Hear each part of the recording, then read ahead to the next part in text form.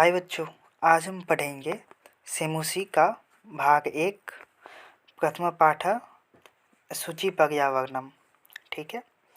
इसमें सबसे पहला हमारा पद है दुर्वहम मत जीवितम जातम प्रकृतिरेव शरणम सूचि पर्यावरणम महानगर मध्ये चयद निशम कायाय सचक्रम मनः शोषयत तनु पेशयत भ्रमति सदा वक्रम दुर्दान्ते दर्शने निर्मुना स्यानैव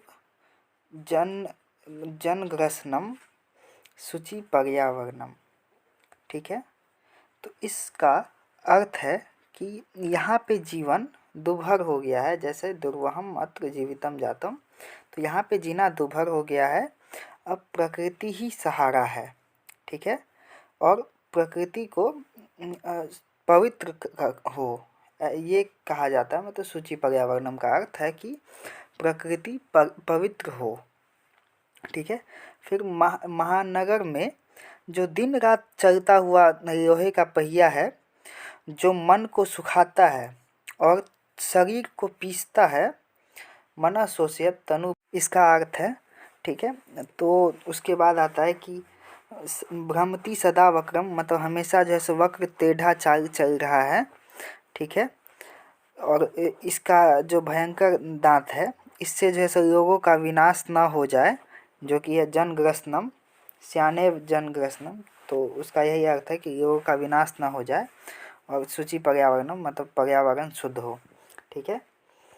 फिर उसके बाद आता है कज्जल मलिनम धूमम मुंचती सकटीयानम वाष्पयान माया संधावती वितरन्ति ध्वानं यानानं पंक्तयो हनन्ता कठिनम संसरणम सूचि पर्यावरणम।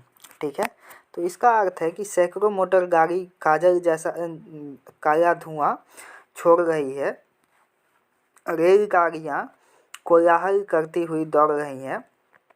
वाहनों में अनंत कतारें हैं, अतः यहाँ चलना भी कठिन है। ठीक है। तो यहाँ पे मतलब कठिनाइयों के बारे में बता रहे हैं ये कवि, या फिर जिन्होंने इसके को लिखा है वो। इसके बाद आता है कि वायुमंडलम भृशम दूषितम न ही निर्मलम जलम कुत्सित वस्तु मिश्रितम भक्ष्यम समयम धरातलम करणीयम बहिरंतर जगति तु बहु शुद्धिकरणम सूचि पर्यावरणम। ठीक है।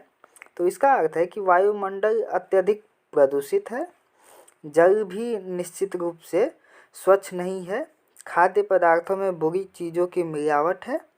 मतलब ये कहना चाहें कि सब कुछ जो प्रदूषण है हमारे आसपास, जो ना ही जल पवित्र है, ना ही खाद्य पदार्थ सही है, तो इन सब चीज़ों के बारे में बताया जा रहा है, जो सब कुछ में मिलावट है। ठीक है। फिर पृथ्वी गंदगी युक्त हो गई है, अतः संसार में बाहरी भीतरी शुद्धि करनी चाहिए। ठीक है।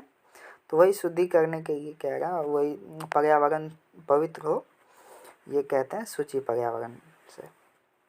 फिर कंचित कायम नामस्मान नगराद बहु दूरम प्रपश्यामि ग्रामांते निर्झरम नदी पयः पूरम एकांते कांतारे क्षणमपि मे स्यात् संचरणम सूचि पर्यावरणम। ठीक है। तो इसमें इसका अर्थ है कि मुझे कुछ समय के लिए इस नगर से दूर ले चलो। मैं गांव की सीमा पर झरने, नदी, जलाशय आदि देखता हूँ, मतलब देखता हूँ या देखना चाहता हूँ, ऐसा कहना चाहते हैं। फिर एकांत वन में क्षण भर के लिए भी मेरा भ्रमण हो, ऐसा कवि चाहते हैं। ठीक है। और वही कह रहे हैं कि उनको इस नगर से दूर जाना है, क्योंकि इतनी गंदगी है, इतना मतलब प्रदूषण है। इस कारण से वो गांव की जो ब्यूटीफुल सीनरीज जो होते हैं गांव के, वो देखना चाहते हैं दृश्य को। उसके लिए इन महानगर से दूर जाने की इच्छा है उनकी। ठीक है। फिर उसके बाद कवि कहते हैं कि हरित तरुणाम ललित यतानाम माया रमणीया कुसुमावली समीर चारिता श्यान में वर्णिया नवमालिका रसायन मिलिता रुचिरम संगमनम शुचि पर्यावरणम। ठीक है, तो इसका अर्थ है कि हरे भरे वृक्षों, सुंदर लताओं की माया मनमोहक है तथा हवा से गतिमान हिलती हुई फूलों की पंक्तियाँ मेरे चुनने योग्य है। ठीक है, तो हरे भरे वृक्षों और सुंदर लताओं की जो है सो माया मनमोहक है और हवा से गतिमान हिलती हुई फूलों की पंक्तियाँ मेरे चुनने योग्य है। आम के पेड़ से नवमालिका चमेली का सुंदर समागम हो।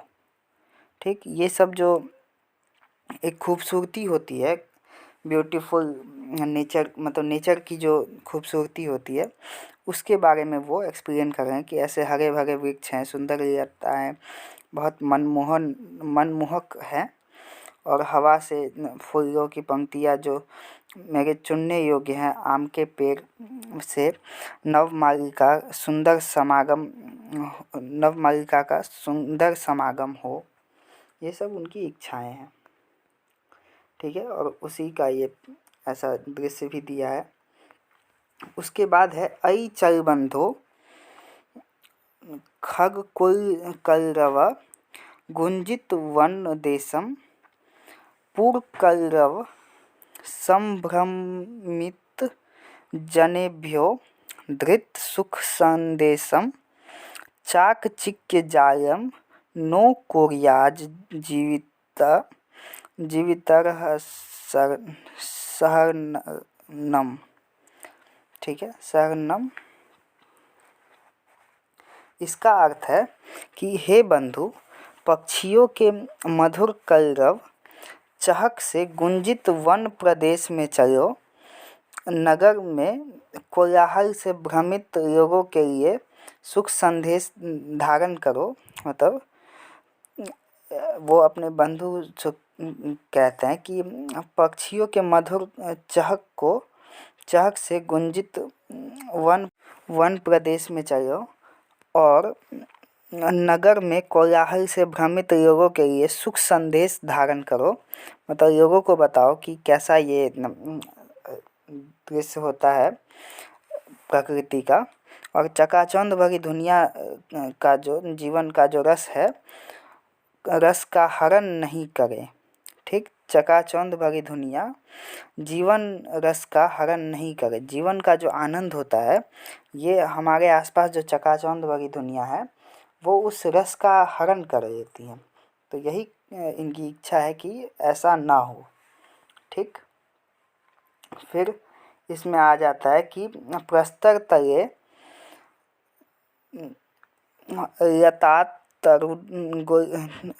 यता तरु गुल्मा नो भवन्तु पिष्टा पाषाणी सभ्यता निसर्गे स्यान समाविष्टा मानवाय जीवनम कामये नो जीवनम मरणम शुचि पर्यावरणम। तो इसका अर्थ है कि लताएं, पेड़ तथा झाड़ियाँ पत्थरों के नीचे ना पिसे। ठीक है, ये सब चीज़ें पत्थरों के नीचे ना पिसे, प्रकृति में पाषाणी सभ्यता का समावेश ना हो।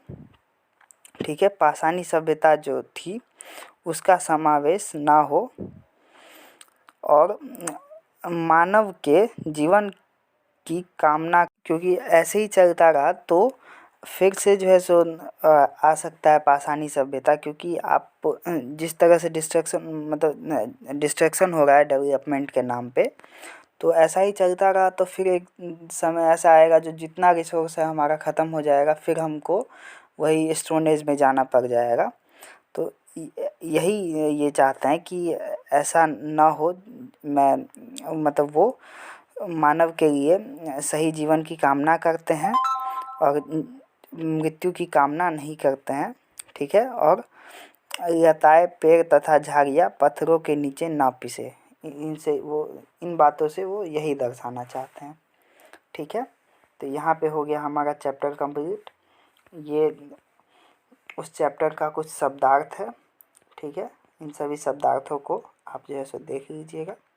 इन सभी से प्रश्न आने की उम्मीद रहती है, ठीक है। धन्यवाद।